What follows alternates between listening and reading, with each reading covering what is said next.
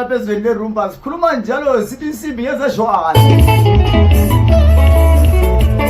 Indlela ikhayele khona straight mhla ka-1 November lapha kubizozwayo endaweni yaseNewtown basilala music factory laphana bathi Henry Nxumalo ungadlalela kudeni laphana ulungise phela into zokuthenga laphana ngoba kuzabe kumnandi kakhulu kuba layo underground entertainment mathona.